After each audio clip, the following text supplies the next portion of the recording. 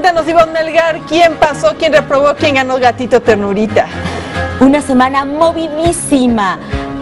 Iniciamos con la declaración del gobernador del Banco de México que dijo que no había que relajarnos porque había riesgos para la economía. Después, el crimen controla 20% de las gasolinas. Vive México desplome en producción de crudo. Y por si fuera poco, como consecuencia, la advertencia de que Pemex aplicará un mega recorte en sus gastos. El compromiso de la Secretaría de Gobernación que habrá comicios seguros en todo el país. Se conoció la primera encuesta de tendencia de voto de 2015, el PAN a 4 puntos del PRI, Morena acercándose al PRD. Después, en el caso de los normalistas, se esfuma la identificación, esto desde Viena el reporte al analizar los restos. Y tenían en cueva a 23 secuestrados en Arcelia, en Guerrero, en los límites con el territorio mexiquense. Finalmente, Vianey, comisionado, deja Michoacán. A nivel global, se agudiza la desigualdad. El 1% de la población tiene la mitad de los recursos y la muerte del fiscal que acusó a la presidenta conmociona a Argentina. ¿Y quién reprobó, quién se sacó este tache en la semana? Un tache colectivo a los 14 delegados chapulines que se fueron de campaña dejando tiradero, cuentas pendientes y obras a medio andar. Grandes chapulines que han desatado el enojo de la ciudadanía y hasta la reprobación de la arquidiócesis que los llamó mafiosos, no sin antes pedir un auxilio al Congreso para que se saque de la manga una ley antichapulines. Y hay doble tache para los hiperchapulines, los que no conocen otra forma de vivir. Leonel Luna de la Álvaro Obregón, Mauricio Toledo de Coyoacán, Leticia Quesada de Magdalena Contreras, Víctor Hugo Romo de Miguel Hidalgo y Marisela Contreras de Tlalpan. Pero también tacha al presidente del PRD en el DF, Raúl Flores, quien no tuvo empacho en salir en defensa de la especie de moda bajo el argumento de que ¿por qué les queremos limitar sus derechos políticos a los delegados? Y que la campaña de linchamiento es una estrategia de desprestigio, un complot de la alta jerarquía católica y los empresarios, que así quieren vengarse de todo lo que su partido le ha dado a la ciudad. Ave María Purísima.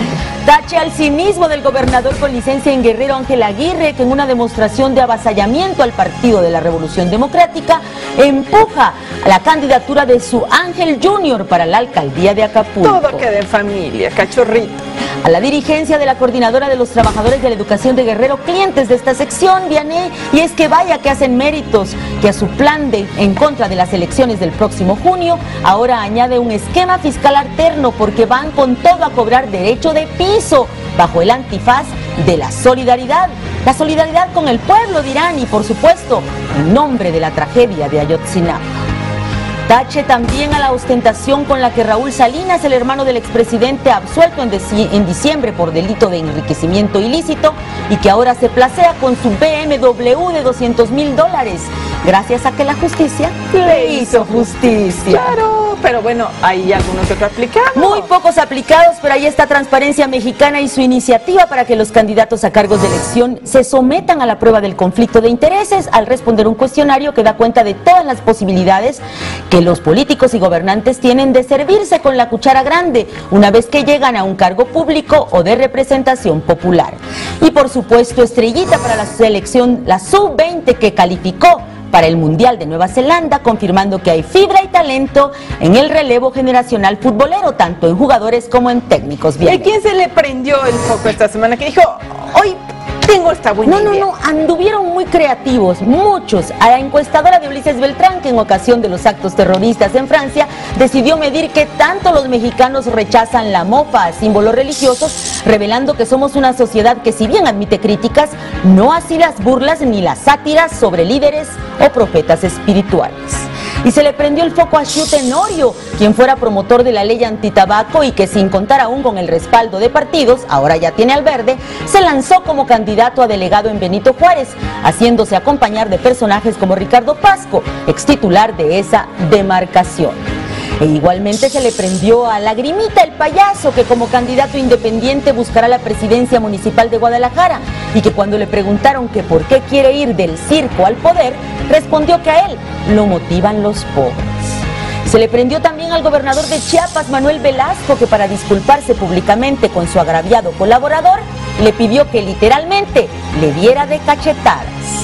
Se le prendió el foco también a la delincuencia organizada que mediante un dron transportaba la droga sintética, cristal, una estrategia que según la Agencia Antidrogas de Estados Unidos, en 2012 desplegó 150 vuelos y de la cual se enteraron las autoridades de Tijuana a raíz de una denuncia ciudadana de que el aparato sobrecargado cayó por su propio peso en el estacionamiento de un centro comercial.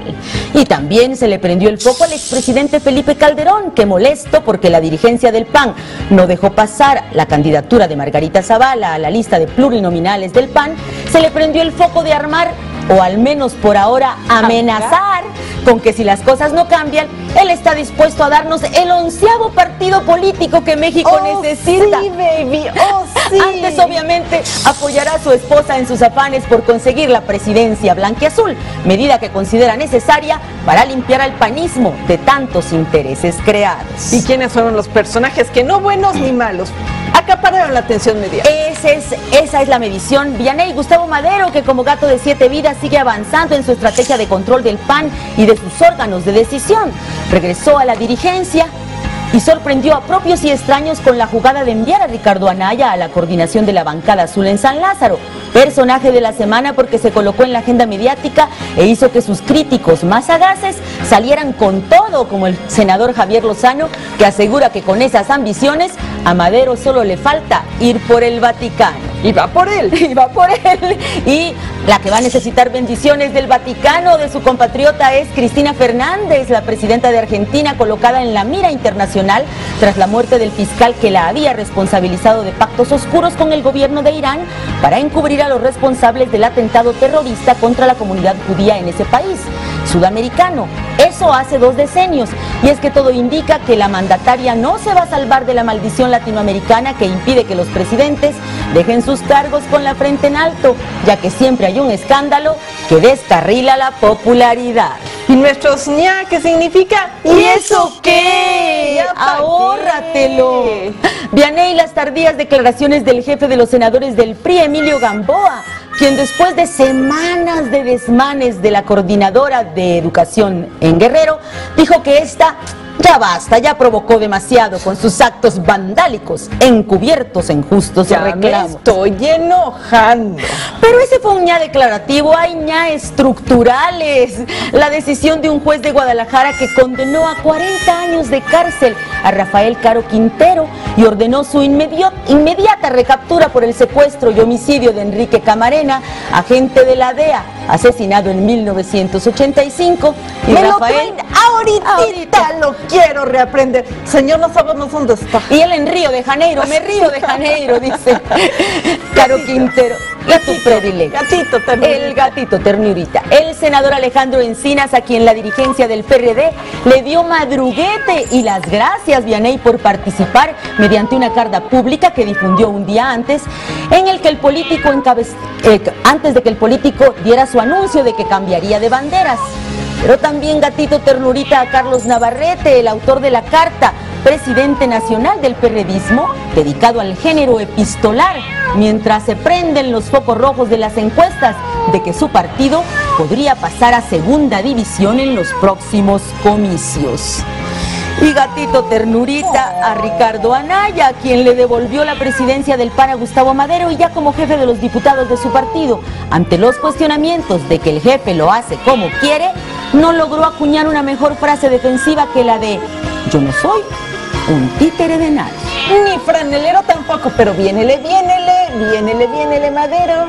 Y por supuesto, gatito ternurita, Cuauhtémoc Blanco, quien se registró como precandidato para la alcaldía de Cuernavaca, acaso bajo la expectativa, Vianey, de que las glorias del balón podrán reproducirse en las plazas y las urnas. Ahí están, y se pone muchos gatitos ternuritas. Su credencial de elector en la... ¡Ay, mi vida!